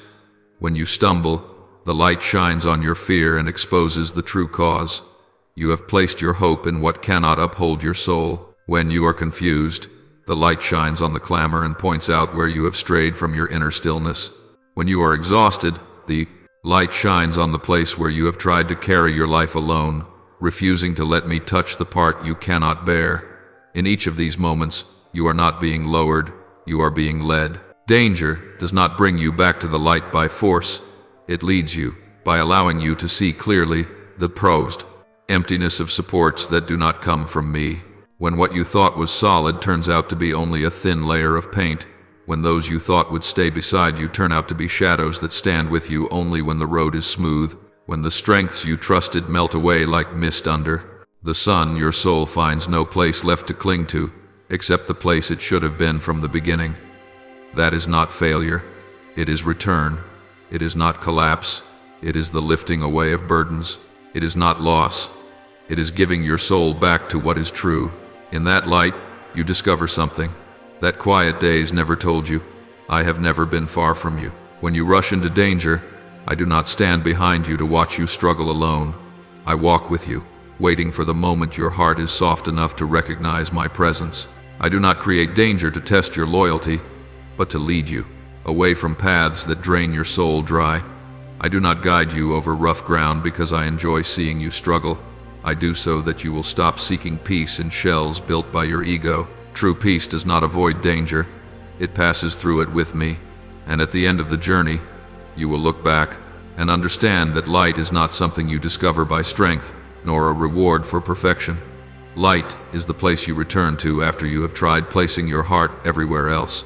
Light is where you finally see the true size of your fears, the real limits of yourself, and the deep stillness of what I have already set in place. Light does not turn you into a hero. It makes you a soul again, small, fragile, but genuine. In that genuineness, you are wrapped in a love stronger than every danger. And when you realize this, you understand why I allow danger to exist, not to drown you in darkness, but to lead you back to the place where the light has been waiting for you since before you ever knew fear. There comes a point in life when you believed that living was a straight, smooth road, that if you were wise enough, prepared enough, experienced enough, you could avoid every wound. You walked with the conviction that if you were strong enough, all danger would keep its distance from you. But then the waves rose, not the waves of failure, but the waves of truth. You began to realize that maturity is not learning to stand firm on the mountaintop, but learning to keep your breath steady in the storm. Each crisis is not a verdict, but a gentle call. Come back to the source of light, and when you touch that truth, the world is no longer what it once was. The things that once made you proud become small. The things that once terrified you become clear. You begin to understand that it is not my desire to defeat you, but to remove, one by one, the heavy stones wrapped around your soul, so it can return to the shape it was given from the very beginning. You do not realize it immediately. Awakening does not arrive in a single night. It comes through moments that seem too ordinary, a quiet sentence from someone who appears to be a stranger, a sigh you release out of exhaustion, a moment when your trembling hand no longer has the strength to hide its weakness. In such moments, danger is no longer a monster you must fight against. It becomes a mirror that reflects yourself, not the version you built, but who you truly are. Fragile, imperfect, yet capable of loving and being loved without limit. I lead you through each lesson not so that you can prove your strength, but so that you may accept the truth that you were never meant to be strong alone. There are days when you ask me, why must everything be so difficult? Why must I lose? Why must I be misunderstood? Why must I go through danger to become better? I did not answer with theory, nor with doctrine, nor with conclusions you could memorize as concepts. I answered with your life itself. I allowed some people to walk out of your world so you could understand that true love does not come from possession. I allowed some doors to close so you would understand that you never controlled what you thought you controlled. I allowed some dreams to shatter so you would no longer build the house of your future upon foundations that please the eyes of people, but drain the soul dry. Each time, I did not destroy you. I only removed the ropes you wrapped around your own neck so that you could breathe once again. My beloved child, danger is not the destination. It is only the threshold. There are encounters that make you feel as though you have been abandoned in darkness, when in truth you are simply stepping out from a cramped room. The first step always tastes bitter, because the light is still far away and you have just left what is familiar. But the light never demands you to run it, only asks you to move toward it. It does not ask you to understand everything immediately. It only asks whether you have enough faith not to return to the old room. And the moment you choose to take one more step, even trembling, is the first moment of true life. For the soul does not grow within safe walls. It grows upon lands it once dared not set foot on. I do not grant you peace so you can hide inside a fortress. I grant you peace so you can walk through the valley. There are paths that can only be seen from within the storm. There are truths that only unfold.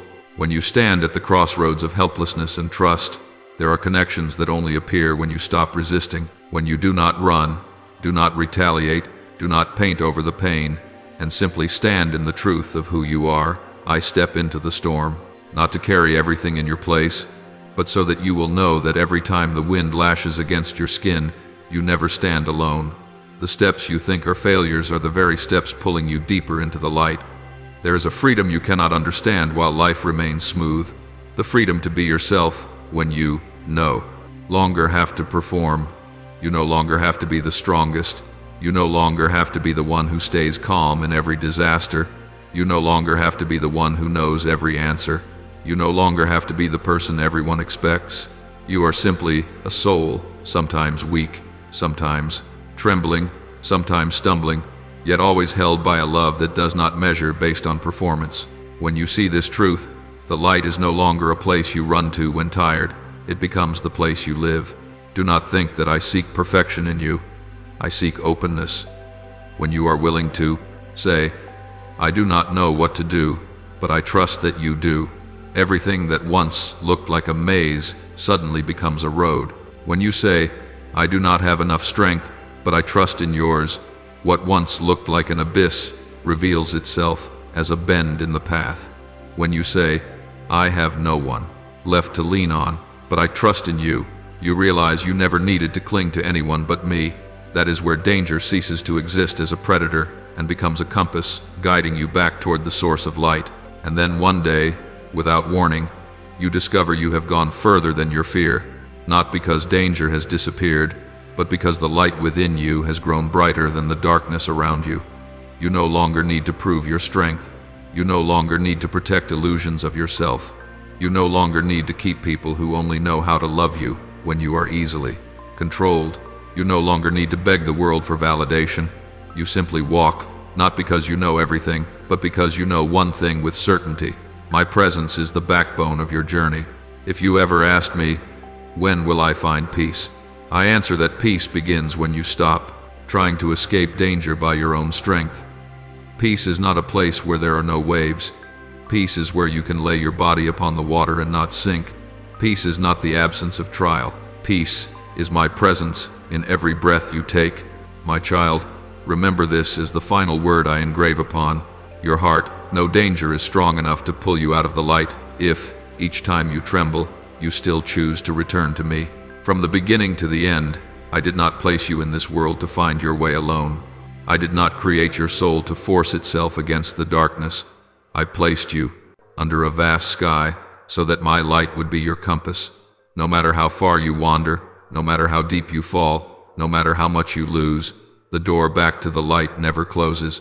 You need only turn your head, and I have been standing there since long ago. Now pray like this: Lord, teach me to see your light not as a blade thrust into my eyes, but as the morning mist gently dissolving upon the earth, allowing my soul to open little by little. Help me understand that light does not come to frighten me, but to restore the ability to see the things I have neglected for too long.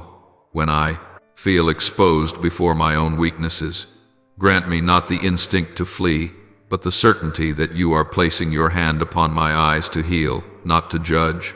Lord, when my soul trembles before fear, remind me that light does not create dust, it only reveals it. Grant me the humility to recognize the stains within my heart, yet never to hate myself for their appearance. Let me be grateful for the light that helps me see what needs to be cleaned, rather than angry at myself or blaming circumstances. I ask to see the truth, even if it hurts a little, for pain that heals is better than false peace that pulls me away from you. Lord, there are days when my mind is troubled, not because the world threatens me, but because I have lived too long in the shadows without knowing it. I ask you not to let your light come as a consuming fire, but as a gentle hand wiping away the mist upon my eyes. Teach me to hear even the smallest signals, to look at the hidden corners of my soul, not with contempt, but with a willingness to be restored. Lord, please help me not to expect the strength of faith to appear in a single explosive moment, but to cherish the process through which you lead me, step by step. I do not want to be healed so that I may boast. I want to be healed so that I may be at peace. Teach me to be patient with myself, not demanding to see everything at once, but willing to walk from darkness into twilight and then into the dawn. Lord, protect me from the lights I create for myself, the outward lights that make me believe I can see, yet only blind me more deeply. Turn my eyes toward your light, the light that does not dazzle or frighten, but warms me from within. Let that light not only reach my eyes, but also touch my heart, so that I may know what to hold, what to release, and what to entrust to you. Lord, when I face danger, do not let me busy myself searching for every escape just to prove I am strong. Teach me to stop, to open my heart, and to invite you into the midst of the situation. Remind me that faith is not measured by the number of storms I avoid, but by the way I allow you to accompany me when I stand in the midst of strong winds. Teach me to believe that your presence is stronger than the wind itself, stronger than anything that could swallow me whole. Lord, teach me not only to pray that you remove what I fear, but to pray that you remain with me as I walk through it. I often think peace is the absence of danger, but now I ask you to change that belief. Grant peace in the heart of the storm, peace amid the roar, peace in the moments when I cannot find direction. For when peace comes from you, nothing can shatter it. Lord, heal within me the false belief that I must be strong before you can love me. Replace it with the understanding that you come precisely when I am weak, that you do not arrive after I overcome, but while I am trembling. Help me remember that I do not need to command the waves, because your hand is already laid upon the sea. Lord, when I feel overwhelmed, do not let me collapse in shame, but lift my eyes so I may receive help. Remind me that I am not someone abandoned in deep waters, but someone upheld by you, even when I do not recognize it. Turn my fear into invitation. Turn my confusion into an opportunity to grasp your hand instead of trying to survive on my own. Lord, teach me to see danger not as proof that you have left me, but as a reminder that you are drawing near. Help me recognize that not every event is sent to harm me. Some are sent to realign my direction, to bring me back to the peace I lost while chasing my own plans. Lord, when I stand before what cannot be avoided, help me not to shut my eyes and recoil, but to take small steps in your presence. Let me not believe that I must be perfect in order to have peace, but teach me that peace is the gift you give to those who return and put their trust in you, even if they are still trembling. Lord, let me recognize you not only in gentle days, but most clearly in the days when I feel I cannot continue. Let me feel your hand resting on my shoulder, not when I have already won, but in the moment I collapse. And help me understand that I never have to walk into any danger without you, for you do not stand outside waiting. You stand within it, waiting for me to call your name. I offer this prayer in the holy name of Jesus Christ. Amen. Do not forget to subscribe and turn on notifications so we can continue building a strong community of faith together.